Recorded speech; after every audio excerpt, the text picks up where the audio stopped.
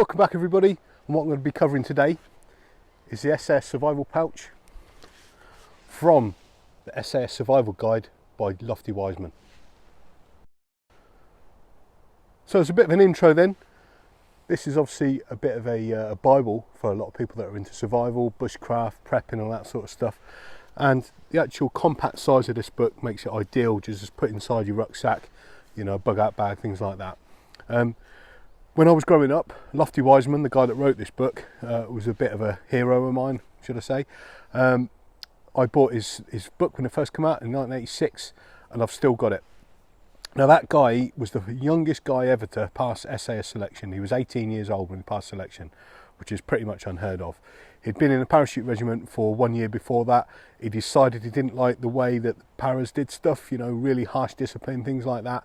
And when he went on selection, he actually said he found it easier than, you know, the selection for the parachute regiment because of the fact that he was left to his own devices, used his own initiative, that sort of thing. I heard him say this. I went to one of his presentations a couple of years ago, chuffed to bits to meet the man. Still an absolute, you know, funny as you like, sharp as a tack, legend.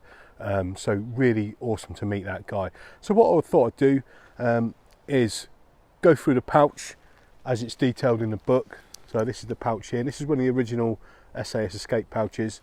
And what I thought would be an interesting thing to do is replicate exactly the way that he describes it in his book. Stuff to put in there, what to carry, what for, the reasons why, stuff like that. Just a bit of an interesting. Okay then, so the pouch itself then, this is a SAS Escape Pouch. These are getting kind of rare nowadays. You can still get them on places like eBay and certain army surplus shops, but they're getting a little bit harder to come across, a little bit more than they used to be, definitely 20 years ago or so anyway.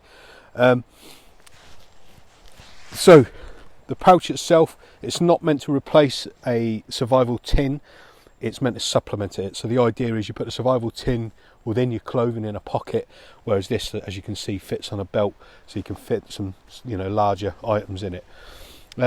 Lofty mentions in his book that the pouch needs to be attached by belt loops to your belts. You can fit that to any belt with a belt loop, okay? It needs to have a positive fixing that's not going to come undone, preferably waterproof. And this pouch is made out of the old canvas webbing type material, but it has got a waterproof lining in the main body of the pouch, okay? Also note that that's the buckle there, but the actual pouch, it doesn't rattle at all, makes no noise there, okay?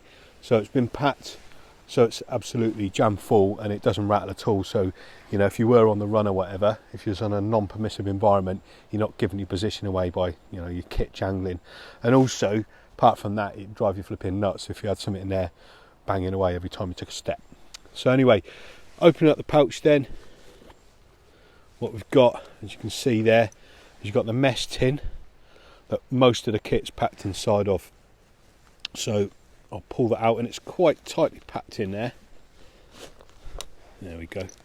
That's quite tightly packed, and you can see that there is a normal army issue mess tin. It's the smaller of the two. The big one doesn't really fit the pouch, so that's what holds most of the kit together within the pouch. And obviously that's your cooking vessel as well, right? So it's fairly decent size. You can boil water, you can cook meats or whatever in it, so it's a fairly decent size. First thing at the top then is a signal panel. So that's a normal army issue signal panel. What I've done with it though, I've cut this in half. This is, as you can see, it's fairly well used. I carried this for a long time in my service in the military, so this has been all around the world, jungles in Borneo, Belize, Iraq, Afghanistan, stuff like that. And basically it's two-tone, as you can see, two different colours. It's light green on the one side and then like a bright orange on the other side. So you can use that against contrasting environments to indicate your position to aircraft. So that's the marker panel there. You notice I've also got some cord attached to it there. That's so you can tie it to a tree or whatever, or you can kneel on it and hold it up in front of you if an aircraft's approaching you, and so it doesn't get blown around. So going into the tin then, what we've got first is some Miniflares. So these are the army issue Miniflares, and the way these work is you've got the actual pistol here, like a pencil looking type device, and there's the trigger. You push that in, pull it back and let it go. And the way that the flares attach to it, then this pops off the top. There's the flares there. These are all inert, by the way. You can see they've all been fired. So these just screw on to the actual pistol, and then you push that in, pull it go, and let it go. Sorry. Obviously that's at arm's length. You push that in, just go, and it fires off the colour that's indicated on the front here. So these ones are white. Lofty said in his book, it's a good idea to have different colours, a few red, a few green, something like that, to indicate different things. So that all just packs together like so. So there's your signalling items there. Next we've got some food items.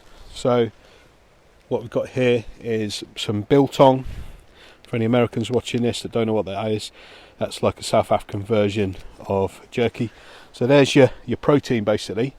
Lofty mentioned in his book to put in dried meat, and he noted that it doesn't taste very nice, but it's your protein, whereas this stuff actually does taste quite nice, plus it does the same thing, it's protein. So that's that there. Then we've got a brew kit. So I've put that in a little lightweight plastic bag there, just to keep it all together, stop it sort of floating around, and also possibly getting damaged by dampness and stuff. So I've got 3 sugars, 3 whiteners, and 3 tea bags. As Lofty mentioned in his book as well, tea quenches first, whereas coffee aggravates it. Okay, and you can actually reuse the tea bags. It's not just a one-shot deal. You can actually use them. Obviously, it's going to get weaker as you use them, but you can use them again and again. And with the sugar, obviously, what you can do with that, you can put that together with potassium permanganate, grind it down, as I showed in one of my previous videos on fire lighting, and that's actually a great fire starting method. Okay, another thing we've got here then is some Duralite. Okay, so I've got 2 packets of Duralite there, just taped together, again just to keep it from kind of floating around inside there. And so that's your electrolytes and your salts. Okay, so in a book it mentions you can either put in salt tablets or electrolyte powders, so I've gone for the powders there. Obviously that's great for replacing all your bodily fluids if you did catch diarrhea. Okay, next thing we've got then is a pencil torch, and this is a 511 one. I think they just call it the Aaa EDC. And what I've done is I've taken the battery out and put it in upside down so it doesn't go off when it's inside the tin. So what I'm going to do is, just to prove that, I'll put that back in there, and that's just a single AAA battery, and there you go, nice and bright. Great little torch that. And with that, I've also, this is something I've added that's not mentioned in the book, I've put in 3 spare AAA batteries, and the reason why I've gone for 3 is because that fits in perfectly just behind that little bit there. So I thought there's no point in carrying any kind of electrical device unless you've got spare batteries for it. Okay, next thing I've got is some matches, and these are the actual survival matches from BCB, the issue ones. So there's a whole load of them in there with the strikers on top and bottom, and also within that I've got some cotton wool. That's to stop them rattling, and the other thing it does is it's obviously great tinder as well. So there's the matches inside there, and the case, the plastic case, keeps them nice and waterproof as well. Okay, I've got a pencil. This is the only other thing, so this is the second thing that's not mentioned in the book, but I'll come on to that in a minute, why I've got that in there. Okay, I've got the cooker. So this is a Hexamine cooker. This is the actual stand for it. I'm sure most of you have seen these things before, with the old style Hexamine blocks in there. So it's a complete packet of blocks. So obviously that can be used straight away for cooking on in an emergency. You wouldn't want to be necessarily doing that straight away though. You'd want to be gathering your kindling, your sticks and stuff, and cooking on that first. But these can be used as fire lighters, or they can be used on its own in an absolute emergency if you need to get a brew on to, say, revive a casualty that's gone down with some sort of cold injury. Okay, staying on the theme of food then, we've got the chocolate. Okay, so I've got a Yorkie bar in there. So there's your sugars. And then what we've got here, so this was the hardest thing to try and source out this whole tin, okay? So this is ghee. So what this is, it's more of a natural version of butter. It's basically, this is your fats. And as Lofty mentioned in his book, fats are some of the hardest things to find in the wild. Obviously, the only way you're going to get it really is from animals, okay? So if you're hunting and trapping animals, then they're going to have natural fats within their bodies. Good thing about this though, instead of putting butter in here, which is going to go off fairly quickly because of the dairy content, this has got far less dairy content in it, if anything, and it's shelf stable for up to 9 months. And what I've done is I've just got a small Nalgene bottle, and I've bought the ghee off Holland and Barrett, health shop, and then I've just sealed it with the black tape. So it's already kind of sealed anyway with a lid, but just to make sure no air or moisture is going to get inside there, I've taped up the lid as well, just to make sure it's got the longest shelf life it can have. That stuff can also be used for cooking with as well. It's got a higher smoke point than butter, so it's better for cooking things, you know, frying things and stuff like that. So the last item within the tin then is some paper. So what I've got is 4 fairly big sheets of the Write in the Rain paper, obviously, you know, waterproof paper, and I've stapled it together to stop it, you know, getting lost if you was holding it and there was a gust of wind or whatever, you want the things flapping out your hand. But I've stapled them just to keep it together like a little mini book, and they just fit nicely in the bottom of the tin there. And what I mentioned about the pencil is, you know, there's not much point in having something to write on if you haven't got something to write with. So I thought probably a good idea to put a pencil in as well. Okay, last thing that is in the pouch then, I haven't mentioned this because it's not inside the tin, is in the bottom of the actual pouch itself, and you can see that waterproof coating I mentioned there, is the last item, which is a sole bivvy. Okay, so yeah, Lofty mentioned about having a lightweight emergency bivvy in there. There was no way that was going to fit in a tin along with everything else here, but luckily the pouch gave me enough space to kind of jam it in the bottom and then squish it flat with the mesh tin. But this isn't one of just the sort of mylar blanket ones. This is quite a decent one, as I say, by Soul, as you can see on the packet there, and it's tougher basically than the mylar blanket stuff. It's going to give you a bit better protection from the elements, and it's not going to split quite so easy. It's quite sort of stretchy stuff there. Okay, so, and it's quite a decent size as well, and you know, they don't cost much, so nice little addition. So you've got a little bit of shelter there for your kit. Right then, so what we've got in amongst that kit then is signalling items and a torch as well. You've got food, so you've got your protein, your fats, your sugar. Then you've got a brew kit, which obviously contains sugar as well, energy again. You've got replacement salts and electrolytes.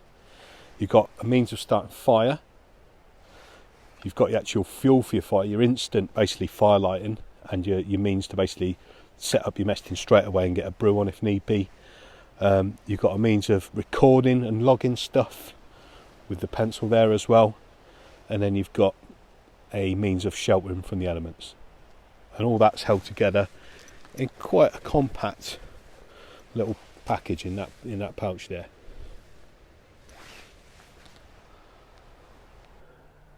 So that's the survival pouch as seen in the SAS Survival Handbook by Lofty Wiseman. Quite a good idea, I think. You know, it's a little bit like a EDC pouch for outdoors people, isn't it? For adventurers, for people going on expeditions, stuff like that. So, you know, Lofty Wiseman, quite a forward-thinking guy, an absolute legend. You know, he was doing this stuff 40, 50 years ago, you know, and the word EDC hasn't really been around that long, but he was already doing it under a different name. So if anybody's got any good ideas, things that they put in the pouch that aren't listed within the book or in this video, or things they'd take out, you know, come up with some of your own ideas and stuff. Let's have a discussion about it. Thank you for all your likes, shares and subscriptions, and we'll be seeing you again soon. Stay prepared.